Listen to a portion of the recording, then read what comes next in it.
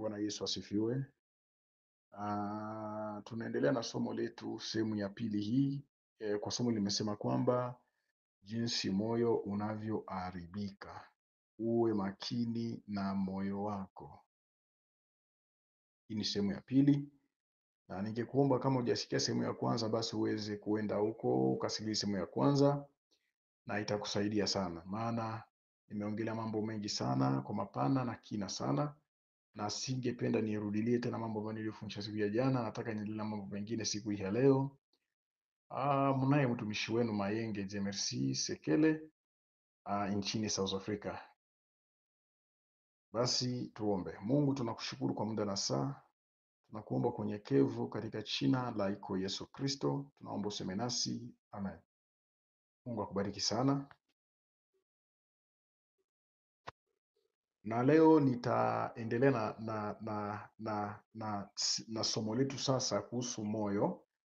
Kwa sababu niliongelea kuhusu mtu, nikaongea kwamba mtu ni roho, anayo nafsi, wanakaa ndani ya mwili.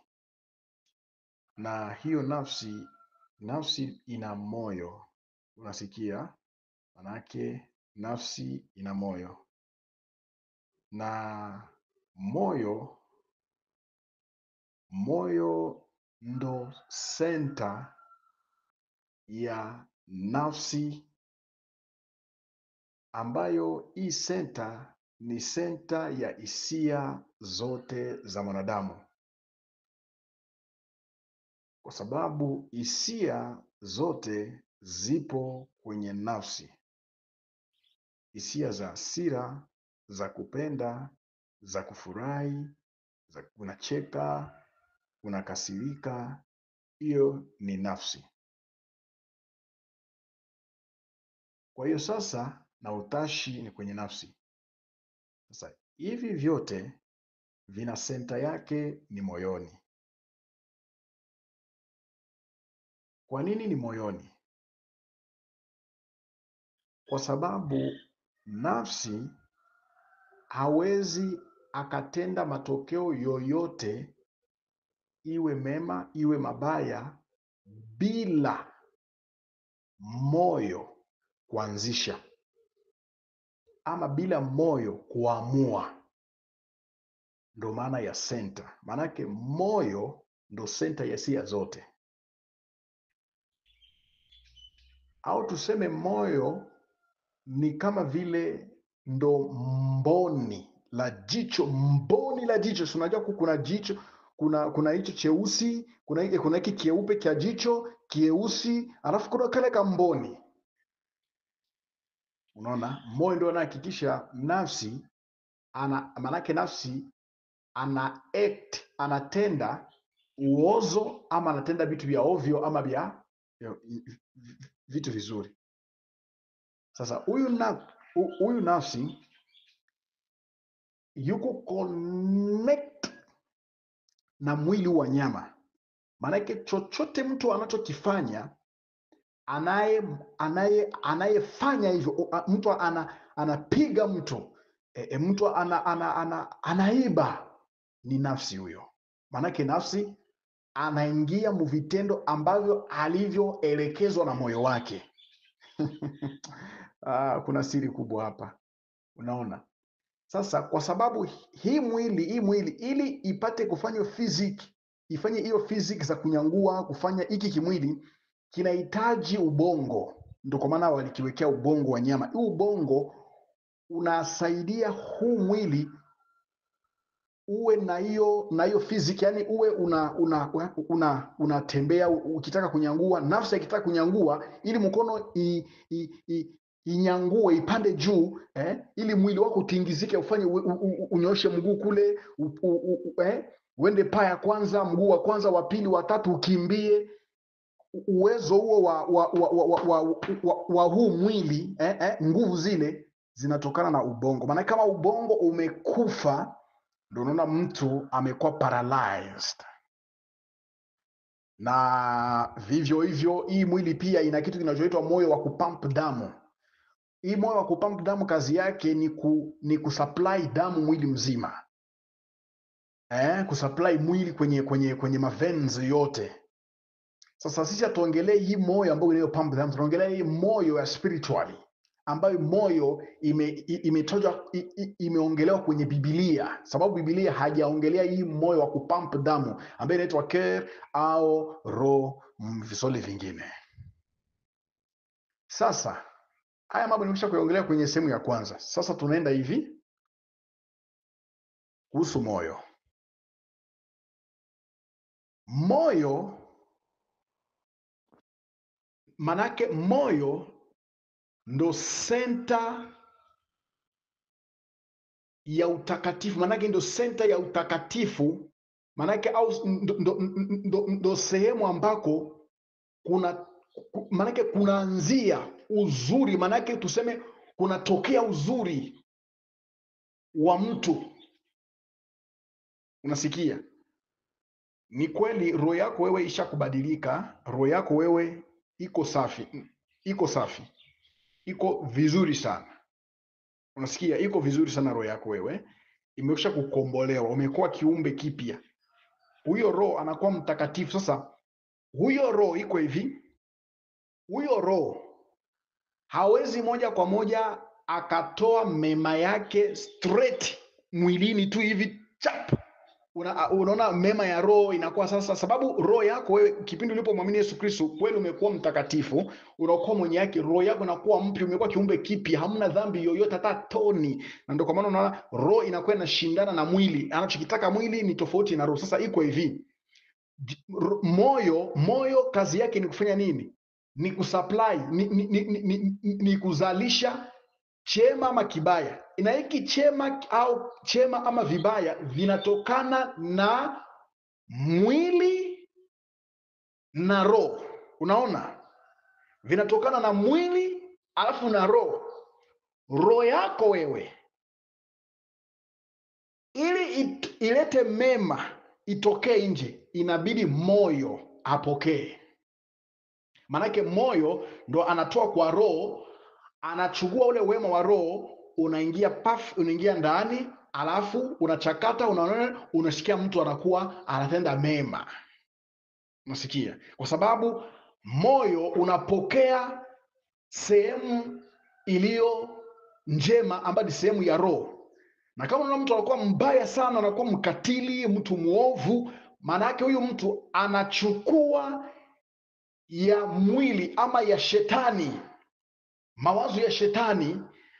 Kwa sababu shetani, vita yetu sisi zaidi sana ni vita ya ndani. Ni vita ya ndani inayopinga elimu ya Mungu.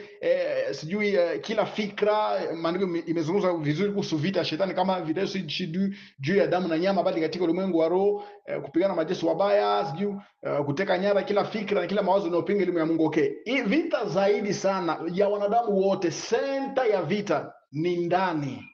Sasa inatokana pia na hiyo, akileta hiyo mawazo inaitwa pia kimwili. Akileta hiyo mawazo ya kimwili, moyo akipokea na kukubaliana nayo, mtu anakuwa muovu, anakuwa katili, anakuwa mtu mbaya. Na mtu akipokea wazo la kule rohoni, akipokea eda roho ya Mungu ama roho yako yenyewe ambayo iliyotakaswa, akipokea pia mara automatically roho huyu moyo anasababisha mtu anatenda matendo mema.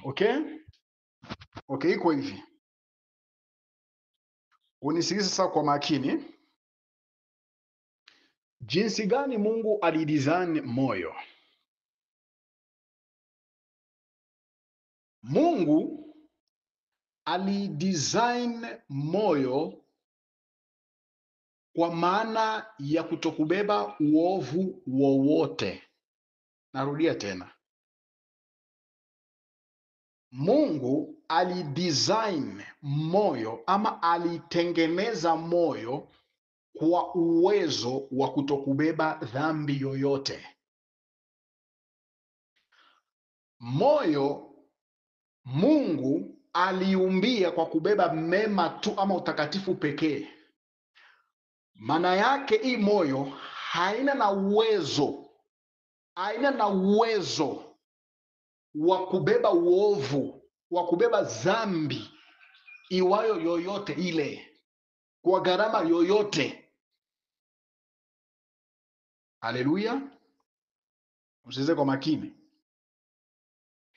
Bali Mungu alidesign moyo iwe ndo senta ya mema yote, yaani utakatifu, usalama na amani. Sasa hii moyo ni sehemu ya nini? Narudia tena, moyo, na kuuliza swali, ni sehemu ya nini? Maanake jibu ni kwamba moyo ni kiti cha vyanzo vya uzima. Haleluya! Moyo wako wewe ni kiti ama ni eneo ya vyanzo vya uzima. Neno la pili, moyo ni kiti cha imani. Moyo ni kiti cha upendo. Moyo ni kiti cha ufalme wa Mungu. Moyo ni kiti cha huruma. Moyo ni kiti cha amani. Bwana Yesu asifiwe. Hapa niko nakufundisha sasa ili upate kujua kwamba kama nikiruhusu dhambi yoyote sitadiri naangamiza moyo wangu. Unaona? Maanake naingiza vitu vilivyo stranger, vigeni kwenye moyo wangu. Na ndio kwa maana Mungu amesema kwamba iweni watakatifu kama baba yenu alivyo mtakatifu. Yesu alivyosema, iweni watakatifu kama baba yenu alivyo mtakatifu. Ina maana moyo wako wewe iliyo senta ya nafsi inayopokea kwa roho, inapokea. Manake moyo uko hivi, ukiubebesha visivyo vitaingia automatic. Unasikia? Sababu mlango ni mmoja tu. Mlango ni mmoja tu. Unaona, ni senta. Manake ya kusababisha mambo mema yatokee katika ulimwengu wa nyama na mwili ni moyo. Kwa maana gani? Huu moyo ukiupakizisha chuki, ile chuki ishakoma sana, inaingiza sira, chuki, mwisho itazaa mauaji. Unasikia mtu unatilia mtu sumu anakufa, au unaua au unapiga au unafanya vituku, manake inazalisha kitu cha mwilini, ni moyoni. Ukiingiza gia mbaya ndani, inazalisha mambo inazalisha hivyo hivyo. Ukiingiza gia njema ya amani na salama na upendo, inakuletea uzima. Sasa haina maana kwamba ikikuzalisha mabaya tayari waliumbia kwamba kuna uwezekano wa kwamba kuna sehemu ya maovu. Hiyo mondo hivyo, kazi yake ni kuzalisha. Sasa kule kuzalisha ni iliumbia izalishe uzima, imani, amani, huruma, upendo na kadhalika. Lakini ukibebesha vitu vingine inakuzalisha hivyo, lakini kuna madhara yake ambayo tutajifunza. Bwana Yesu asifiwe. Bwana Yesu asifiwe. Maana yake tunarudia tena kwamba moyo haikuumbiwa maovu yoyote ikae ndani, dhambi yoyote kukaa ndani, uovu wowote kukaa ndani, machafuko yote kukaa ndani, dhambi yoyote kukaa ndani. Maana yake moyo hakuumbiwa hivyo, ndugu zangu. Maana yake moyo, Mungu aliweka moyoni vyanzo vya uzima, aliviweka moyoni. Ndio vitu ambavyo Mungu alidesign ili moyo ubebe. Moyo uliundwa, ulifanywa ili ubebe vyanzo vya uzima, ili ubebe imani, ili ubebe upendo, ili ubebe ufalme wa Mungu, ili ubebe huruma, ili ubebe amani. Bwana Yesu asifiwe. Sasa ndo kwa maana Mungu kwa kuona sana akasema na mfalme Sulemani. Sulemani akasema hivi, maandiko matakatifu ya Mungu imesema hivi: Ndio kwa maana Mungu anasema kwa linda sana moyo wako. Kuhusu vyanzo vya uzima, tusome neno la Mungu hapa kuhusu vyanzo vya uzima, kama nilivyowaambia kwamba moyoni ndimo mnakuwa vyanzo vya uzima. Maanake moyo uliundwa ili ubebe vyanzo vya uzima.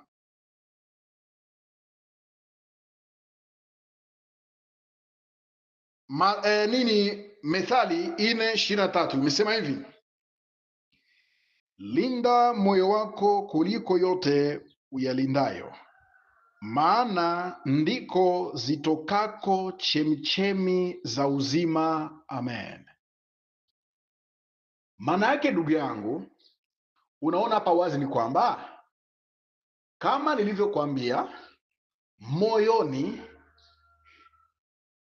moyoni ama moyo ndo unabeba vyanzo vya uzima ama chemchemi. Maana ya vyanzo ni hivyo hivyo, chemchemi. Chemchemi maana yake ni chanzo cha maji, ina maana ni chanzo cha uzima, maana chemchemi. Unasikia ndugu yangu? Sasa uzima wako wewe hautokani na roho yako. Uzima wako wewe hautokani na nafsi yako. Uzima wako wewe hautokani na mwili wako. Anayesababisha mwili awe mchafu na najisi, anayesababisha roho iwe najisi, anayesababisha nafsi iwe najisi ni kitu gani unaingiza kwenye moyo?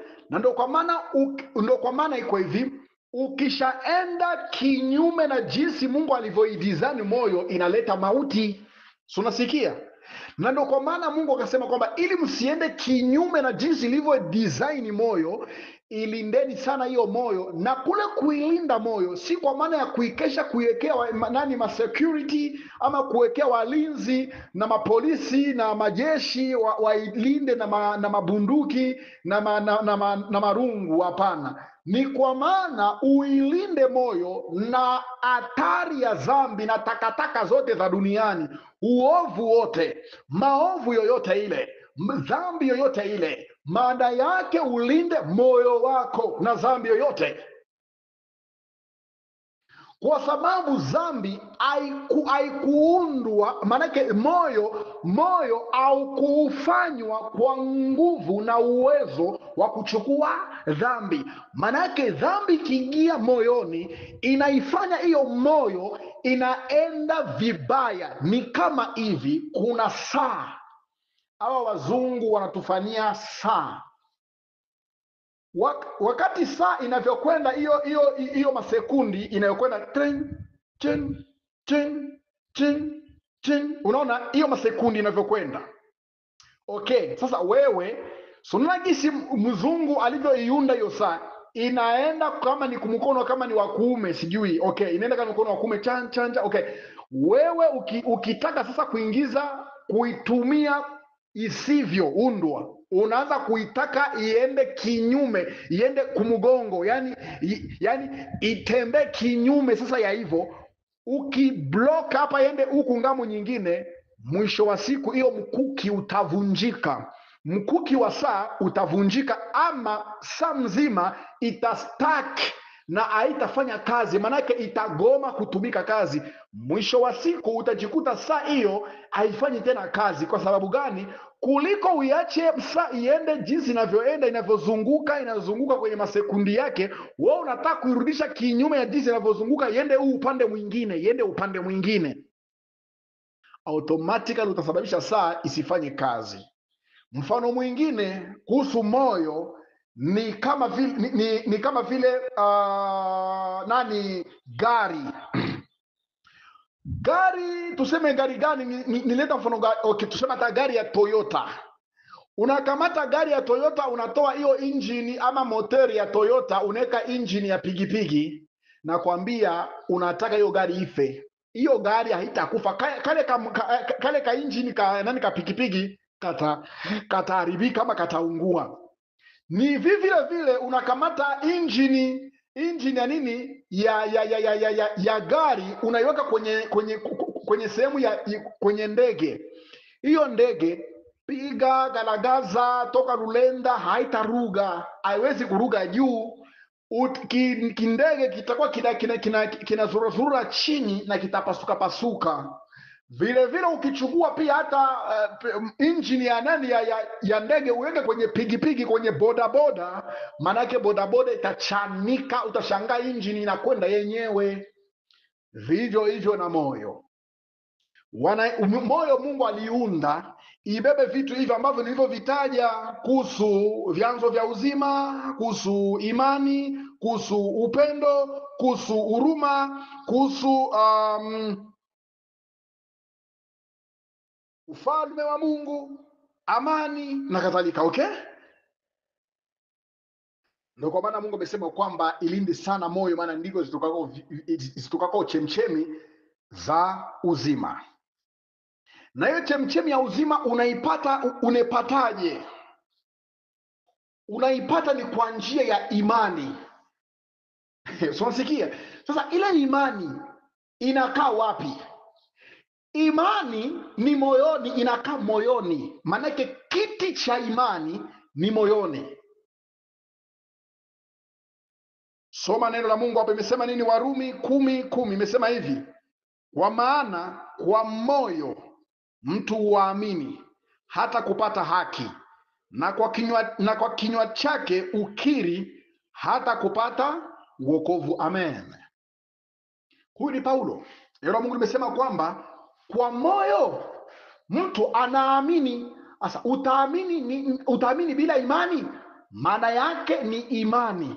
Ile imani unaamini ni kwa moyo, si kwa nafsi, si kwa kichwa, si kwa nyama na damu, si kwa roho yako, si kwa nafsi yako, wala si kwa meno, bali ni kwa moyo.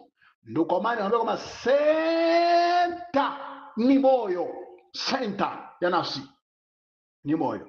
Sasa hiyo ukishaamini kwa moyo, ndo unapata we haki ya kwenda mbinguni, kwa sababu hiyo maana nimesema kwa moyo mtu uamini na kwa ukiri hata kupata wokovu. Kwa moyo unaamini unapata haki, maanake ile haki ni access, maanake ni ile ruhusa yawe kwenda mbinguni. Kwa maana katika Kristo Yesu, katika agano lake, haki yetu ya kwenda mbinguni haipatikani kwa matendo ya sheria, haipatikani kwa matendo binafsi ya mtu, bali inapatikana ni kwa imani ndani yake Yesu Kristo. Maana Mungu aliupenda ulimwengu akamtoa mwanawe wa pekee, ili kila mtu amwaminie asipotee, bali awe na uzima wa milele.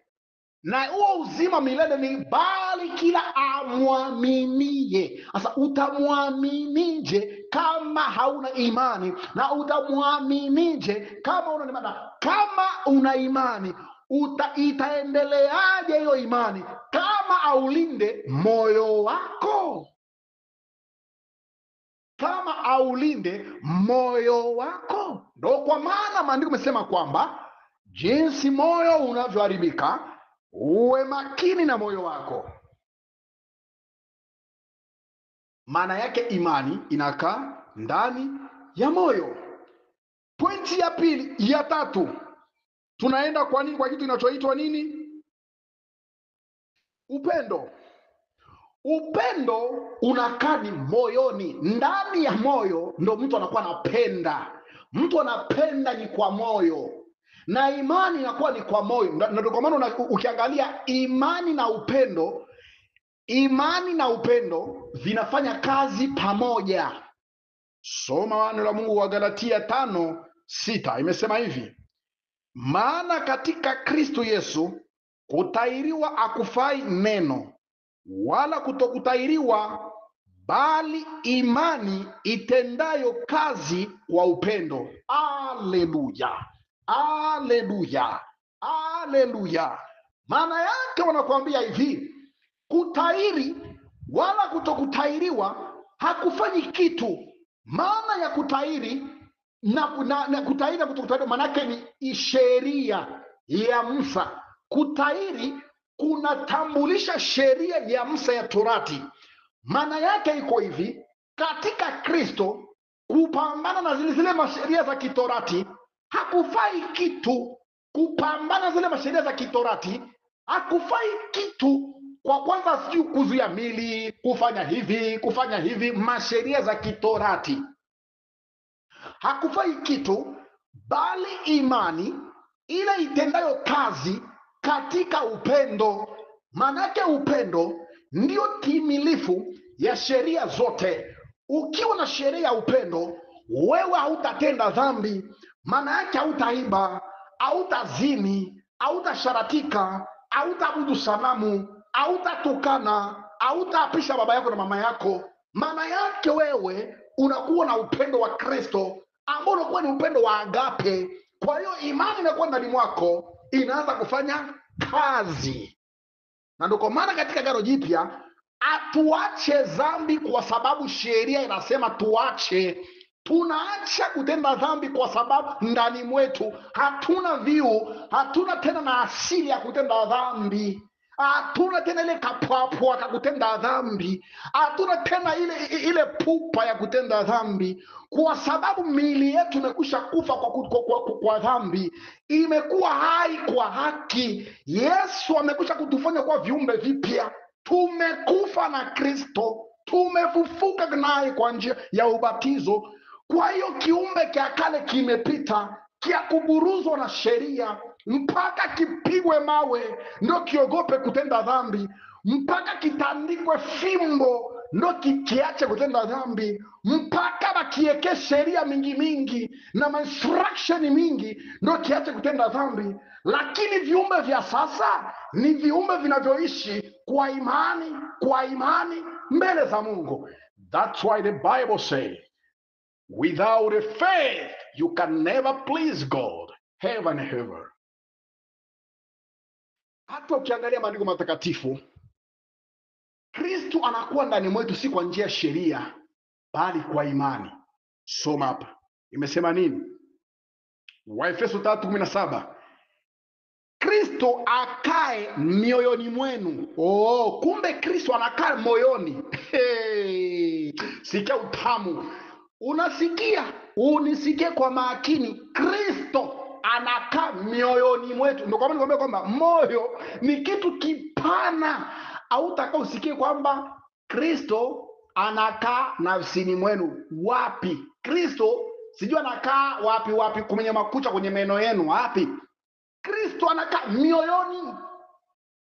Asema Kristo, narudia tena, Waefeso 3:17, Kristo akae mioyoni mwenu kwa imani, sio kwa sheria, mkiwa na shina na msingi katika upendo. Angalia, Kristo moyoni, upendo hapo, imani hapo. Unaona automatically Kristo anakaa mioyoni mwetu, kwa sababu moyoni ndimo mnakuwa upendo, na upendo ndo Mungu mwenyewe. Manake ule upendo ukikaa ndani ya moyo, ni Mungu mwenyewe yuko ndani ya moyo wako. Manake imani ndo mwenyewe ule Mungu, ndo vyanzo vya imani. Anasema tulikuwa tunachunga ile imani ifunuliwe, na ilipofunuliwa tuko tena chini ya sheria, tadiri imani iko ndani. Right? Upendo uko ndani, na upendo ndo Mungu, na huyo Mungu ndo Kristo. Kristo ni jina la uungu. Haleluya. Tunaenda point nyingine, amani. Moyo wako ulidesigniwa, ulifanywa, ulitengenezwa pia kubeba amani.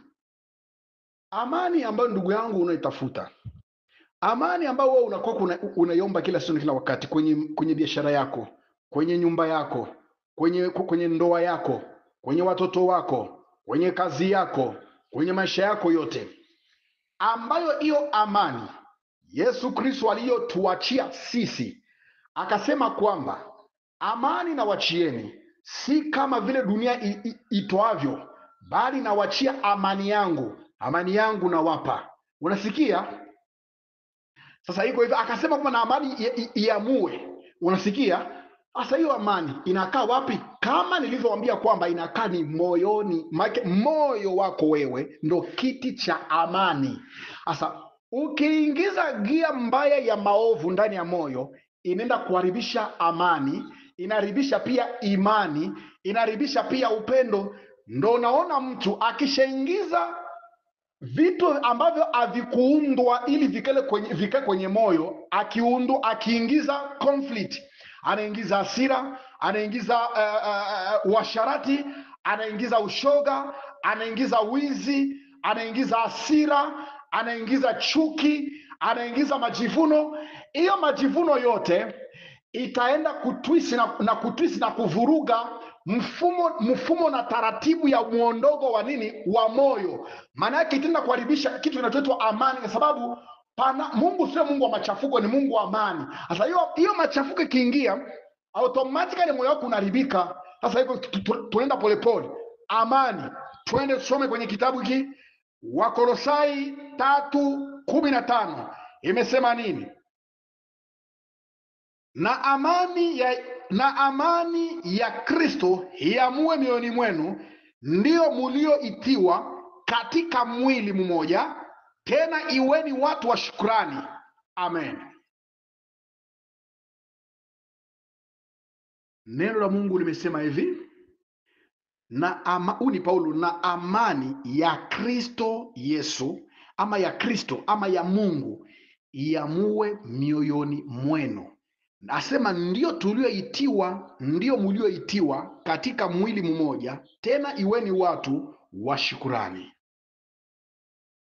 Unasikia unakwambia hapa kwamba amani iamue kichwani mwako, amani iamue nafsini mwako, amani iamue rohoni mwako. Hapana, moyoni mwako. Ndio kwa maana mtu ni roho, ana nafsi, wanakanda na mwili, na nafsi hiyo ina kitu kinachoitwa moyo, no center ya mtu mzima kuhusu tabia au mazao mema. Maana uzima wako wewe unadependi na moyo wako, hali ya moyo wako. Maisha yako bora, maisha yako wewe, afya yako wewe, kwenda mbinguni kwako wewe, uzima wa milele wako wewe, unatokana na moyo, jinsi moyo wako ulivyo na amani, ama moyo wako una afya njema ama una afya njema. Na bugonjwa wa moyo ni dhambi. Ukibuingizia dhambi, moyo unaharibika. Iko hivi, yasema amani na amani ya Kristo iamue mioyoni mwenu. Maanake hii amani ni ile amani ipitayo ufahamu na akili na wazo na mikakati na system zote za kidunia.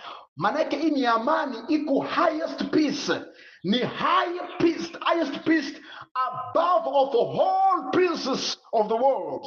Unasikia? Maanake hii ni amani ambayo Mungu anakuwa akiongoza watu duniani walio wake, na wote amani yake ikishaingia ndani mwako, maanake inaamua kitu chochote kiwe kama. Maanake hii amani ikoje? Hii amani ni Roho Mtakatifu anaongoza watu kupitia hii amani. Maanake kama unakuwa unatafuta mpaka Mungu akusikilizishe sauti, usikie sauti kama vile ya audio, mwanangu, na leo usiende sokoni kuuza, mwanangu leo usiende shuleni kupeleka watoto, mwanangu leo usifanye hivi, mwanangu nataka ukule kambale leo, mwanangu usikuwe na hiyo mawazo mpaka usikie sauti. Hii kwa hivyo ya amani, Mungu anazungumza na watu kupitia amani sana. Kama leo kuna kitu kibaya ambacho ukitaka kwenda shuleni ama kutakuwa ajali, amani ya Kristo itaamua. Maana yake unasikia roho yako inagoma, unasikia tu inagoma kabisa, unasikia kwamba roho yako haitaki. Maana yake ile ni amani inaamua, maana yake inarudisha, ina cut off hiyo maana yake allowed uende.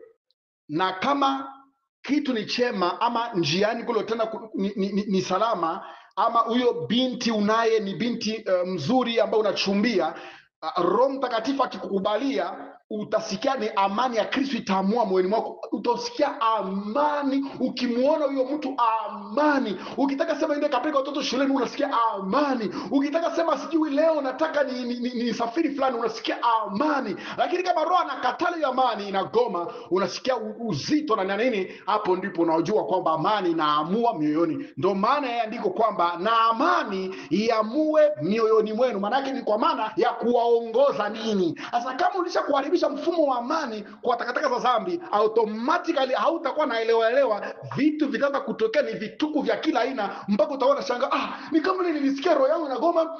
Ndio hivyo, sababu moyo wako umekwisha kuwa corrupt na dhambi imekwisha kuingia, hata uisikie sauti tena ya Mungu ndani mwako. Haleluya. Tunaenda pointe ya mwisho, ni huruma. Tushamaliza kila kitu kama sijakosea.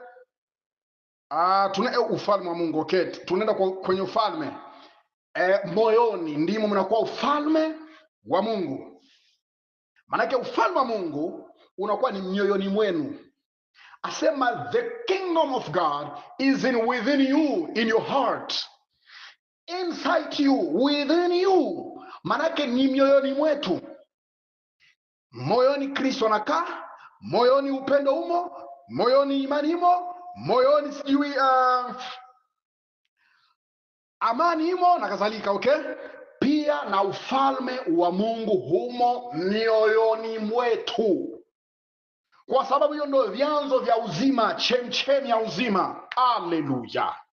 Soma Luka 17:21, imesema hivi: wala hawatasema tazama upo huku au kule, kwa maana tazama ufalme wa Mungu umo ndani yenu. Haleluya, haleluya, haleluya, haleluya. Ukisikia ndani, usibabaike kwenye roho ama kwenye nafsi. Anayekuwa na mfumo wa ndani ni moyo. Moyo ndo anakuwa na maana ya undani, ni moyoni. Moyoni ndimo mnakuwa ufalme.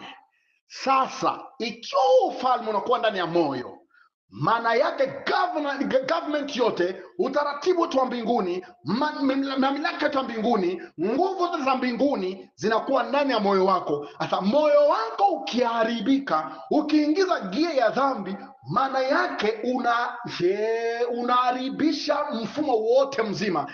Ndio kwa maana ndugu zangu, kuanzia leo jua thamani ya moyo, na ndio kwa maana Mungu alisema kwamba linda sana moyo wako kuliko vyote uvilindavyo, kuliko chochote ukilindacho, maana ndiko zitokako chemchemi za uzima. Maana yake kama ulikuwa hujui maana na thamani ya moyo wako, maana yake wewe ujue kwanza ile kwamba moyo ni kitu cha thamani sana. Maana yake moyo, ili upate kujua moyo wako, ni kule ile mawazo yako ya ndani, ile mawazo ya ndani, ile mawazo kule kuongeongea kwa ndani, ndo mfumo wa moyo huyo. Kama ukijikuta unakasirika, unaweza kuongeongea ndani, huyu mtu huyu mbona nikasirisha hivi, mbona ananiona bure hivi, yani mshenzi huyu sana. Ndio huyo moyo unamuingizia mabaya, ndo moyo huyo. Sasa huyo moyo, ili upate kujua moyo akoje, ni kwa njia ya hiyo mawazo, hiyo maneno ya ndani, hiyo ndo huyo moyo. Sasa roho akiongea, anaongea kitupia kwa moyo, moyo anasababisha nje. Roho akiongea anasababisha, roho anaongea anamtupia huyu moyo. Kazi yake ni kusababisha chochote kitokee nje. Ndio kama unasikia mtu anakuwa mtakatifu, mtu mwenye haki, mtu mzuri sana, mtu mpole, ni moyo. Ndo moyo huyo, moyo ndo huyo ako salama, sababu ya moyo kusalama. Asa linda sana mawazo. Unawaza nini? Unasema nini? Unataka kufanya nini? Je, hicho kitu unachokifanya kinaendana na asili ya moyo wako, ama kinakwenda tofauti na moyo wako? Moyo wako, je, unatoa nini? Unatoa mambo ya kuoza ama mambo sio ya kuoza? Inatoa utakatifu ama inatoa uchafu, uovu? Pointi ya mwisho ya 6 ni huruma. Waefeso 4, tena iweni wafadhili ninyi kwa ninyi, wenye huruma, mkasameana kama na Mungu katika Kristo alivyo wasamehe ninyi. Amen. Kusamehe mtu, kuachilia mtu, unamwachiliaka ni moyoni, haumwachilieke kwenye nafsi, haumwachilieke kwenye kichwa, haumwachilieke kwenye meno, haumwachilieke kwenye, ni kwenye moyo. Ndio kwa maana huruma inakaa ni ndani ya moyo, na kama moyo wako hausamehe mtu, maanake huruma yako imekwisha kwa corrupt moyoni, hamna huruma tena. Sasa ukishamfunga mtu kwenye moyo wako, na kama kuna kitu kinaharibisha moyo ni hasira, ama unataka moyo wako uharibike sana, uoze, upondekane, uharibike, ni dhambi za hasira. Maana zile dhambi zote zina involve uchungu, hasira, manunguniko, huzuni, stress, haya mambo yote yani ni tabu kwa moyo, ndio unaharibika haraka sana, ambayo dhambi yote pia ya washarati, uwaji, ushoga, kulautiwa, kupewa mimba. Usijue kama mtu alikupewaka mimba akakuacha, zinaibusha hasira. Ndio dhambi zote duniani zina involve hasira, uchungu, huzuni, ukali, manunguniko na kadhalika. Dhambi zote zina involve hivi vitu hivi. Ndio kwa maana maneno yasema kwamba iwe na hasira lakini msitende dhambi, jua lisichwe mkiwa na hasira ile, msimpe shetani nafasi.